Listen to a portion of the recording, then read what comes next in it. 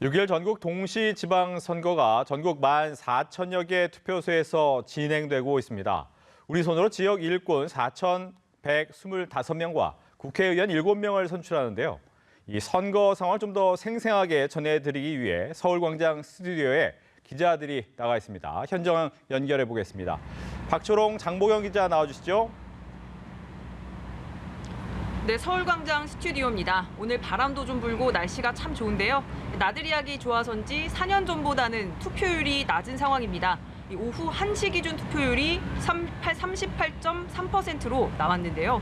오후 1시부터는 사전 투표율이 더해진 투표율로 발표가 됩니다.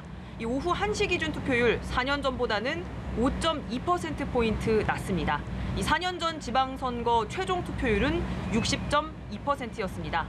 이 사전 투표율은 20.62%고요. 지난 선거 때보다 조금 높아지긴 했지만 그래도 역대 최고치를 기록했기 때문에 이 최종 투표율이 지난 지방선거랑 비슷하게 60%를 넘길 거라고 좀 기대를 했는데요. 지금 상황에서는 60% 안 될 것 같네요. 네, 말씀하신 대로 지금 추세라면 투표율 60% 넘기기는 좀 어려울 것 같습니다. 사실 지방선거 투표율은 총선, 대선 때보단 낮은 편입니다. 지난 3월 대선 투표율이 77.1%였고요. 2020년 총선은 66.2%였습니다. 이 지방선거를 보시면요. 2002년 투표율은 48.8%, 50%대를 밑돌았고 2006년 4회 지방선거에서 2014년 6회 지방선거까지 50%대였습니다. 그러나 2018년 7회 지방선거 때 1995년 1회 지방선거 이후 처음으로 60%를 넘은 바 있습니다. 네, 선관위에서 이런 추세라면 2014년 투표율인 56.8보다 떨어지거나 비슷한 수준일 것 같다는 전망 조심스럽게 내놓고 있습니다. 이런 투표율 상황을 보고 각 당에서 오전부터 적극적으로 투표 독려에 나섰는데요. 이준석 대표는 투표율이 저조하다. 꼭 지금 투표장으로 나가서 투표를 해달라. 선거는 여론조사가 아니라 투표로 결론 낸다. 이런 메시지 남겼고요. 민주당 윤호중 비대위원장도 대한민국 전체가 골고루 잘 살 수 있도록 균형 잡아달라. 이렇게 투표 참여를 호소했습니다. 이런 상황에선 격전지 후보들이 가장 속이 타겠죠. 그렇죠. 지지층이 한 명이라도 더 나와서 투표를 해야 할 텐데 최대 격전지 뭐니 해도 경기도일 텐데요. 국민의힘 김은혜 후보는 오늘이 갈림길이다. 경기도민을 위해서 일할 기회를 달라고 했고요. 민주당 김동연 후보는 오후 1시부터 유튜브로 투표 독려 라이브 방송을 했습니다. 이 경기도 선거 결과가 앞으로 정치 행보에 중요한 민주당의 이재명, 계양을 보궐선거 후보도 메시지를 냈습니다. 모두가 말리는 선거에 뛰어든 것도 총괄 선대위원장이라는 짐을 짊어진 것도 조금도 후회하거나 아쉽지 않다고 했고요. 다만 유권자들이 투표장에 나서지 않으면 그것만큼 참 아쉬울 것 같다면서 이 균형이 곧 안정이라고 했습니다. 균형을 위해서 민주당 후보에게 투표해달라는 거겠죠. 네, 투표는 오후 6시까지고요. 확진자 투표는 6시 반부터 7시 반까지 1시간 동안 진행됩니다. 확진자 투표 종료에 맞춰서 7시 반에 방송사 출구조사 결과가 발표되는데요. 이 대선 때 보면은 최근 출구조사가 정말 정확하죠. 그때쯤이면 당락을 좀 더 자세히 아실 수 있을 겁니다. 이번에도 쪽집게 결과가 나올지 저도 좀 기대가 됩니다. 당선자는 이르면 자정부터 윤곽을 드러낼 걸로 보입니다. 접전 지역은 내일 새벽 2시에서 3시는 돼야지 당락이 가려질 것 같습니다. 네, 투표율 얘기는 여기까지 해보고요. 판세 한번 짚어보겠습니다. 보통 서울시장 선거가 다음 대선 주자들의 게임이라는 얘기가 있었는데 이번에는 다들 경기도 선거 그렇죠. 얘기를 합니다. 1,300만 경기도민의 선택에 따라서 이번 지방선거 전체 평가가 달라질 수 있어서 여야가 치열한 공방을 이어갔는데요. 선거운동 마지막 날까지 뜨거웠던 공방전 보고 오시겠습니다. 제 남편한테 약속을 받았습니다. 절대 제 법카로 쇠고기 사 먹지 않겠다고요. 그리고 상대 후보님은 매번 명절 선물 세트 된장으로 보내셨다는데 된장 선물 세트 저희 부부는 안 할 겁니다. 저렇게 험진 많고 말 바꾸고 재산 축소하고 대기업 입사 청탁 비리하고 하는 후보와 제가 박빙이라고 합니다. 너무나 참담하고 자괴감이 듭니다. 네, 오전에 여야 선대위 대변인과 함께 전반적인 판세를 짚어봤다면요. 이번엔 수도권 중진 의원들 모시고 수도권 판세와 선거 결과가 향후 전국에 미칠 여파까지 좀 더 자세하게 짚어보겠습니다. 경기 평택의리 지역구인 국민의힘 유의동 의원님, 그리고 인천 남동구의 더불어민주당 윤관석 의원님 모셨습니다. 안녕하세요. 네, 안녕하십니까. 안녕하세요. 이 두 분은 이렇게 뭘 여쭤도 좋은 답이 나올 것 같은 그런 개인적으로는 그런 의원님들인데요. 이게 전반적으로 지금 상황을 보면은 투표율이 좀 낮습니다. 그래서 원래 이런 질문은 좀 나중에 드리는 질문인데 오늘은 이 질문을 가장 앞세워 보려고 합니다. 유권자들에게 아직 투표하지 않은 유권자들에게 마지막 호소부터 부탁드려 보려고 하는데요. 유희동 의원님 먼저 말씀 부탁드리겠습니다. 네, 국민 여러분께 간곡하게 호소드립니다. 윤석열 정부가 탄생한 지 불과 한 달이 채 되지 못했습니다. 우리 윤석열 정부가 원 없이 일하도록, 그리고 우리 국민의힘이 국민들께 약속드린 것을 꼭 반드시 지킬 수 있도록 기회를 한번 주십시오.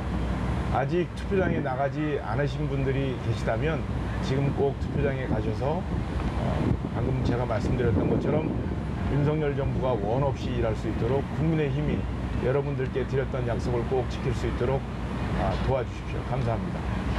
네, 윤관석 의원님 마지막 호소 한 말씀 부탁드립니다. 예, 대선 직후에 지방선거 열려서 우리 유권자들께서 좀 필요하실 것 같습니다. 하지만 앞으로 4년간 지역에서 내 삶에 가장 직접적으로 연관이 있는 일꾼을 뽑는 선거입니다. 그렇기 때문에 반드시 아직 투표하지 않으신 분들은 투표장에 가서 투표를 꼭 해주시길 바라고요. 특별히 저희 민주당을 지지하시는 분들도 많이 있습니다. 대선 결과 실망해서 혹시라도 투표를 하지 않으시거나 이러셔서는 안 된다고 생각합니다. 윤석열 정부가 오만 독주 폭주의 조짐을 보이겠습니다.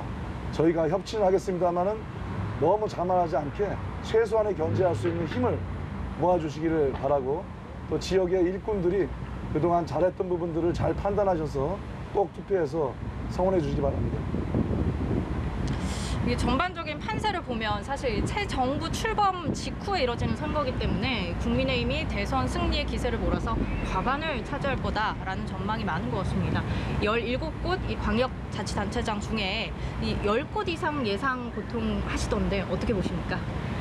글쎄요, 전반적으로 분위기가 나쁜 것 같지는 않습니다. 특히 민주당 지도부의 이견이랄지, 또 이재명 후보의 등판, 그리고 추경과 그 공약들을 이야기하는 과정 속에서 내부에서의 갈등, 이런 혼선들이 나타나면서 우리 국민의힘한테는 그렇게 분위기가 나쁘지는 않은 것 같습니다만, 선거라는 게 마지막까지 투표함을 열어봐야 알 수 있다고 이야기를 하지 않습니까? 그리고 또 지금 현재 중앙정부는 정권 교체가 됐습니다만 지방 권력은 아직 민주당이 다수를 점하고 있기 때문에 특히 이번 지방선거에서 적극적으로 저희가 임하지 않으면 이 선거는 예측하기 어렵다는 판단을 갖고 있고요. 그렇기 때문에 모든 당력을 다 모아서 혼신의 힘을 다해서 이번 지방선거에 임하고 있다는 말씀을 드리고 싶습니다. 반면에 민주당 같은 경우에는 이재명 전 후보가 이 대선에서 0.73%포인트 차로 이제 아슬아슬하게 졌기 때문에 임기 초반에는 임기 초반 이 대통령 집무실 논란도 있었고, 그래서 지방선거 초반만 해더라도 이 민주당이 그렇게까지 어려운 선거는 되지 않을 거다라는 전망이 좀 있었는데, 시간이 갈수록 이제 승리를 점치는 지역들이 조금씩 주는 분위기더라고요. 윤관석 의원님께서는 선거 당일날 보시는 전반적인 판세 어떻게 보십니까? 네, 이번 지방선거는 저희가 윤석열 정부 취임 22일 만에 열리는 선거입니다. 아주 가까이 선거 일정이 붙어 있기 때문에 절대적으로 사실상 구도에서는 불리하게 시작된 선거입니다. 하지만 공식적으로는 7곳 정도를 저희는 이번에 판세에서 승리할 수 있는 그런 기점으로 보고 있는데요. 다만 대선 직후에 열리는 선거인 만큼 저희가 여러 가지로 여건이 어려운 속에서 현재 선거를 진행하고 있다고 생각을 합니다. 윤석열 정부 초반에 다른 정부와 달리 기대율이 굉장히 지지율이 떨어졌었는데요. 그것은 집무실 졸속 이전이라든지 인사 참사라든지 또 공약 파기라든지 최근에 검찰을 중심으로 한 법무부 또 검찰공화국의 조짐이라든지 이런 부분에 대한 국민과 민심의 견제 효과가 있었기 때문에 저희가 그걸 얻고 나름대로 선전할 수 있었다고 생각합니다만 지금은 여러모로 좀 어려운 상황입니다. 그렇기 때문에 반드시 투표해서 포기하지 않고 싹쓸이를 막아줄 수 있는 그런 지지를 보내주기를 바라고요. 저희가 7곳을 목표로 해서 남은 시간 동안 최선을 다하도록 하겠습니다. 네, 그러면 이제 총론에서 강론으로 좀 넘어가 볼 텐데요. 여야가 공히 가장 격렬하게 승부가 붙은 곳, 격전지라고 분류하고 있는 경기도 선거부터 한번 짚어보겠습니다. 유희동 의원님은 아무래도 김은혜 후보가 승리할 것이다 이렇게 보실 것 같은데요. 네, 당연하죠. 왜 승리를 할 것인지, 왜 김은혜 후보인지 한 말씀 부탁드리겠습니다. 그럼 제가 보기에는 크게 두 가지 요인이 있는 것 같은데요. 첫 번째 요인은 후보 자체가 갖고 있는 어려움이라고 생각을 합니다. 김동연 후보가 갖고 있는 어려움. 지난 3월 9일 날 정권교체가 된 가장 핵심적인 이유는 문재인 정부의 경제정책의 실패에서 왔다고 저는 생각을 하거든요. 그런데 그 문재인 정부의 초기 경제정책을 이끌었던 특히 소득주 성장을 이끄는 경제 부처의 수장으로서 활동을 하셨던 분이 그 실패한 대선 이후에 바로 대한민국 경제의 핵심 엔진이라고 할 수 있는 경기도 행정을 책임지시겠다고 나온 점이 경기도민들한테는 그렇게 썩 환영받지 못할 거라고 저는 생각을 하고 있고요. 두 번째로는 환경인데요. 경기도의 최대 도시 중에 하나인 성남, 그곳에서 재선 시장을 하셨죠. 그리고 그 이후에 바로 경기도지사를 하셨고 대선 후보가 되셨고, 그런데 그 대선 패배 이후에 바로 열린 지방선거와 함께 치러지는 보궐선거에 출마를 하시게 되셨단 말이에요, 이재명 후보가. 그런데 그분이 출마한 곳이 성남이 아니라 인천 계양이라는 것은 글쎄요, 경기도 주민들한테는 그것이 쉽게 이해가 안 되는 부분입니다. 그러니까 자신의 정치적 이해, 자신의 정치적 목적을 위해서 여태까지 경기도민의 마음을, 경기도민의 뜻을 왜곡하고 이용했구나라는 생각을 가지실 수밖에 없기 때문에 이 두 가지 환경이 국민의힘이 어떠한 주장을 하건 어떠한 실수를 하건 이런 거하고는 별개의 문제로 이미 구도는 짜져 있는 것 같다라는 저는 생각이 들고요. 이 두 가지 요인을 극복할 수 있는 민주당의 효과적인 수단들을 저는 아직까지는 보지 못했습니다. 그래서 저는 이번에 김은혜 후보가 반드시 승리할 거라고 저는 생각을 합니다. 두 분 의원님은 보면 국회 정무위에서 활발하게 활동을 하셨기 때문에 네. 이제 유희동 의원님도 경제 문제를 가장 네. 첫 번째로 이제 꼽으신 것 같아요. 네. 그런데 보면은 사실 경기도 선거에 이슈가 굉장히 이게 많았습니다. 그렇습니다. 예. 그 중에 하나 최근에 불거진 것 중에 하나가 이제 재산 축소 신고 문제로 네. 선관위에서 오늘 투표소에 공고문이 붙었습니다. 그래서 네. 민주당에서는 이것이 이 막판 변수가 될 거다, 뭐 이런 기대감이 좀 엿보이기도 했는데 이렇게 초박빙 승부에서 승부를 가를 변수가 될 것이다, 안 될 것이다 생각이 있으실 것 같고요. 저는 앞서서 말씀드렸던 것처럼 두 가지 핵심적인 이미 그 선거의 틀이 짜져 있기 때문에 그 외의 변수들은 아주 작은 변수일 거라고 생각을 하고, 방금 사회자께서 말씀 주셨던 것처럼 민주당에서 그런 막판의 기대를 갖고 있다는 것은 말 그대로 기대인 것이죠. 왜냐하면 이 앞에 있는 구도를 도저히 움직이기 힘들기 때문에 민주당 측에서는 그런 기대를 할 수밖에 없을 것이고, 또 특히 그런 문제가 있었다면 그 앞에도 많은 시간이 있었는데 왜 마지막에 그런 문제 제기를 하느냐. 저는 이 선거에서 가장 없어져야 할 것이 네거티브 선거라고 생각을 하는데요. 네거티브의 가장 큰 문제는 시간이 지나면 지날수록 그것을 침소봉대하는 사람들이 계속 등장한다는 것이거든요. 그 막판에 이런 문제를 제기함으로써 그 당사자들이 직접적으로 국민들께 그것이 왜곡되고 잘못되었다는 것을 바로잡는 시간 자체를 주지 않고 이런 문제를 주민들의 그 시민들의 도민들의 판단을 흐린다는 측면에서는 저는 이것은 좀 우리가 지향해야 되는 선거 캠페인 방식이 아닌가 이런 생각을 하고 저는 이것이 선거에 그렇게 큰 영향을 주지 못할 것이라고 저는 생각을 합니다. 민주당 역시 경기도 선거에 당력을 초반부터 집중을 했는데요. 이 경기도 승리가 향후 구도에서 갖는 의미, 뭐 이런 그리고 또 왜 김동연 후보여야 되는지 말씀 부탁드립니다. 저는 뭐 대선에서 저희가 아깝게 패배하고 나서 지방선거의 최대 승부처는 경기도가 될 거라고 생각을 했습니다. 뭐 1차적으로 경기도에서는 저희가 대선 때 한 4.9%, 5% 이기지 않았습니까? 경기도에 기초시가 31개 있는데 저희가 23개 기초시에서 대선 때 이겼습니다. 그래서 기본적으로 지지세가 강한 곳이기도 하고 또 이재명 후보께서 경기도에서 선거 활동과 또 성남시장과 경기도지사를 했기 때문에 상징적인 지역이기도 합니다. 세 번째로는 후보 경쟁력을 얘기한다면 사실은 김은혜 후보는 국민의힘에서 공천을 좀 잘못한 거라고 생각합니다.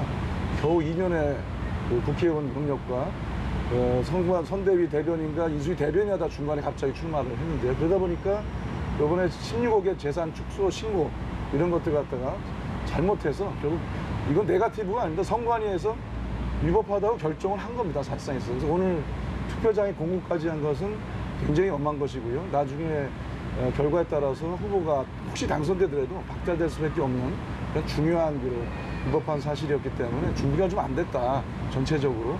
사실 윤석열 대통령 마케팅 외에 김은혜 후보가 경기도를 위해서 내세운 것은 거의 없다고 봅니다. 특히 경기도는 우리나라 유권자 26%를 차지합니다. 굉장히 많은 숫자이고요.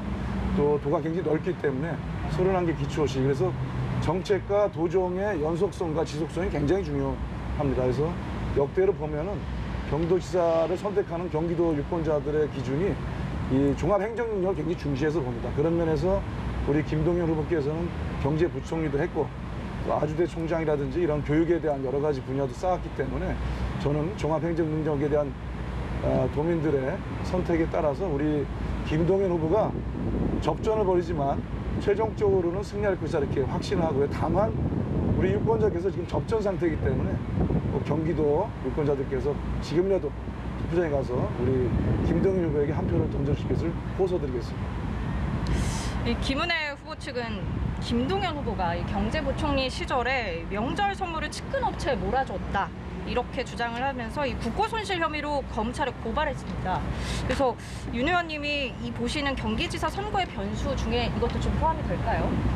그야말로 전형적인 막판 네거티브라고 생각합니다. 그 사건이 있었으면 이미 아마 초반에 문제 제기를 했을 거고요. 지금 어떠한 수사나 조치가 이루어진 것이 하나도 없지 않습니까? 막판에 그냥 의혹 던지기 하나라고 생각하고 김동연 그 후보야말로 가장 청렴한 공직자 중에 한 명이어서 과거에 성완종 리스트에서 선물을 돌렸는데 받지 않았던 공직자 둘이 있었는데 그 중에 하나로 들어갈 정도로 청렴하신 분이기 때문에 이 부분에 대해서는 그야말로 막판 네거티브 공세에 불과하다 이렇게 생각을 해서 선거엔 전혀 영향이 없다 이렇게 생각합니다. 네, 이 시군구 판세도 보면 굉장히 중요할 텐데요. 먼저 경기도부터 보면은 4년 전에는 31개 중에 어떻게 보면 다 이제 파란색이었습니다. 네. 거의 대부분 2개를 빼고요. 그런데 이번에는 조금 달라질 수 있다고 보실 것 같은데요. 어떻게 보고 계십니까? 네, 뭐 4년 전 기억을 되살리기는 정말 싫은데요.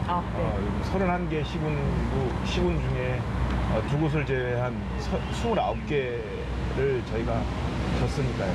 근데 이번에는 뭐 말씀 주신 것처럼 4년 전과는 아주 다르겠죠. 달라야 하고요.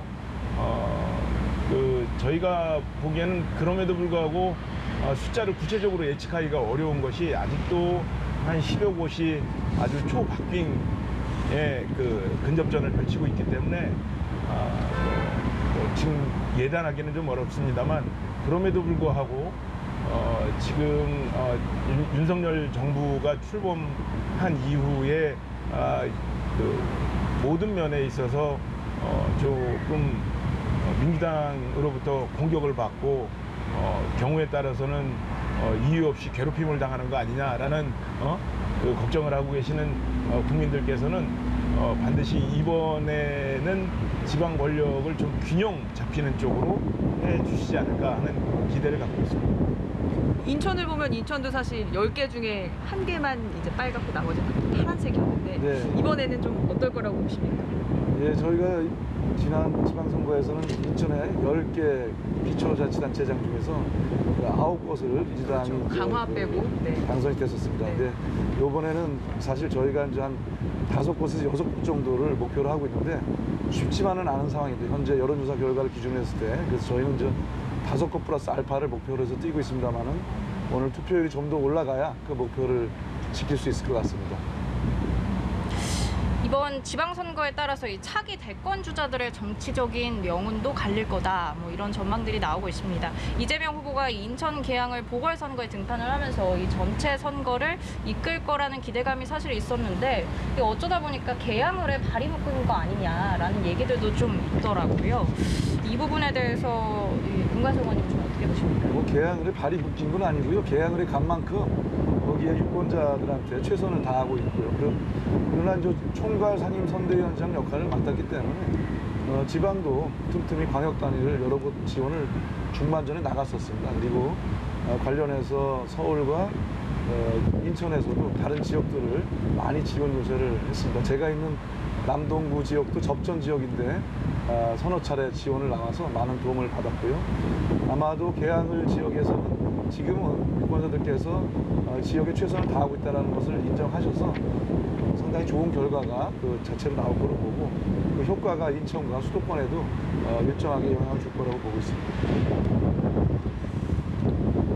네, 그러면은 이 중진 의원님들이기 때문에 경험이 굉장히 많습니다. 그래서 사실 판세도 판세지만 이 지방선거 이후 향후 전국이 어떻게 될지 그것도 상당히 이제 궁금한 부분 중에 하나인데 이준석 대표의 경우에 이번에 지방선거 승리하면 대선도 승리하고 지방선거도 승리하고 이 전국 단위 선거 2연승을 이끌게 되는데 그렇지만 그 과정에서 뭐 예를 들어 성상납 의혹이 나온다든지 이런 좀 부정적인 것도 있었잖아요. 앞으로 향후 이준석 대표의 정치적인 지위라든지 지방선거 이후 좀 어떻게 근데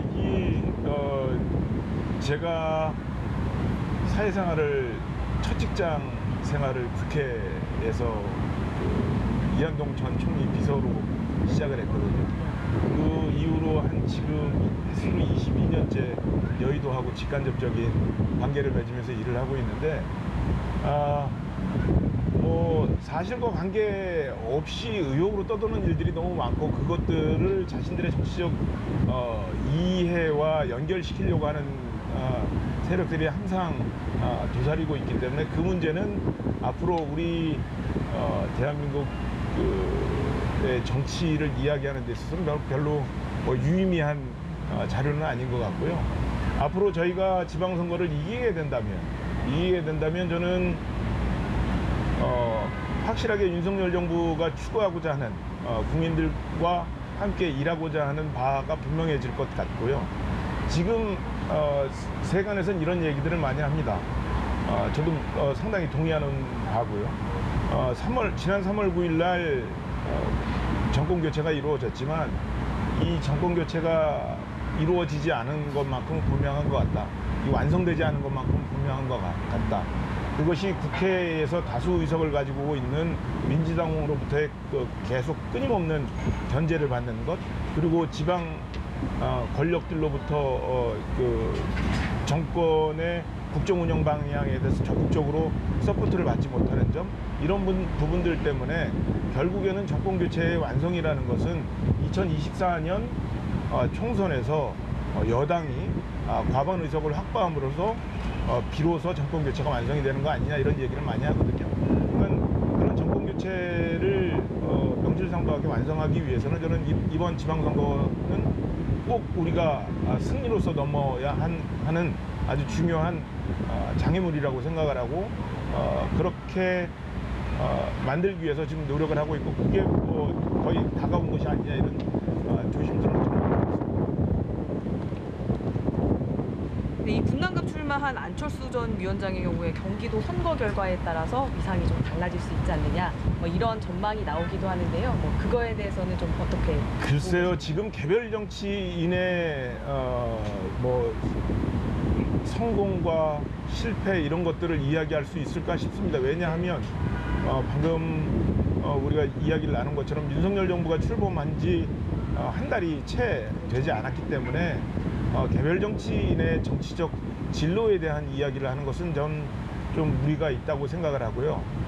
다만 분명하게 말씀드릴 수 있는 것은 이재명 후보 같은 경우는 이미 정치적으로 대실패를 했다 라는 부분만큼은 분명히 말씀드릴 수 있을 것 같습니다. 지금 경기도에서 인천으로 간 점, 또 인천에서 주변에 있는 다른 지방선거 출마 후보자들과의 공약이 부딪히는 점, 이런 점들을 고려해 봤을 때 이번 선거 과정에서의 최대의 실패자는 이재명 후보가 아닌가 이런 생각을 합니다.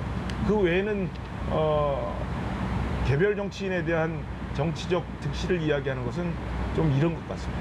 여기에 대해서는 윤관석 의원님 하실 말씀 있으실 것 같습니다. 유이동 의원님이 저 국민의힘 내부 얘기를 안 하고 저희 쪽 얘기를 더 많이 하셔가지고 관심이 많으신 것 같습니다. 제가 볼 때는 사실 지방선거는 대선 2라운드는 아니라고 저는 생각합니다. 대선은 대선이고 지방선거는 지방선거에서 지방일꾼을 뽑는 건데 다만 시기적으로 이게 대통령 선거 일정이 바뀌다 보니까 너무 같이 가까이 있다 보니까 함께 평가를 받는 거라고 생각을 하고요. 일단 국민의힘 얘기를 먼저 하면은 지방선거의 승리와 관계없이 이준석 대표 같은 경우는 이미 성산남 의혹으로 윤리에 제가 알기로는 올라가 있고 이런 문제가 있어서 불가피하게 내부에서 논란이 있을 거라고 생각을 합니다. 거친 문제가 논의가 되겠죠. 저희 같은 경우는 선방하면서 선전할 것이냐 결과적으로, 아니면 아쉽게 패배할 것이냐, 아니면 혹시라도 참패할 것이냐에 따라서 여러 가지 평가가 나올 거라고 보고요. 하지만 대선을 패배한 이후에 정당들은 대부분 전면적 쇄신에 들어갑니다. 그렇기 때문에 저희는 대선 패배 후에 대선 평가를 하진 않았습니다. 그래서 대선 평가, 지방선거 평가, 그리고 8월로 예정되는 전당대회까지 약 6월에서 8월까지 굉장히 좀 여러 가지 복잡하고도 또 전면적인 논의와 쇄신 과정으로 접어들 거라고 봅니다. 그리고 그에 따라서 현재 비대위 체계도 새롭게 전대의 선출 지도를 넘어가는 과정에서 다양한 평가와 또 새로운 지도력의 구성, 이런 것들이 논의될 거라고 보입니다. 그러니까 지방선거 결과가 어떻든 평가가 자체가 이제 있을 것이다, 당에서는. 네, 대선 평가가 가장 중요하고요. 지방선거 평가가 함께 있고, 그다음에 앞으로 어떤 방향을 혁신하고 쇄신할 것인가, 또 새로운 지도력을 어떻게 구축해서 이후에 총선과 또 차기 정권 교체를 위해서 노력할 것인가에 대한 전면적인 논의에 진입을 하게 될 것입니다. 네, 알겠습니다. 다만 이재명 후보에 대해서 워낙 많이 거론하셨기 때문에 제가 볼 때는 이재명 후보는 개항을 해서는 여유 있게 이길 거라고 예측을 하고 있습니다. 제가 인천에서 함께 선거운동도 했기 때문에 전체적인 평가가 있겠습니다만 그것이 전면적인 실패라든지 이렇게 평가를 하면서 이르다고. 네, 알겠습니다. 오늘 두 의원님 말씀 잘 들었습니다. 양 당에 다 좋은 결과가 있기를 바라면서요. 오늘은 여기까지 하겠습니다. 네, 그러면 지금까지 서울광장 스튜디오였습니다.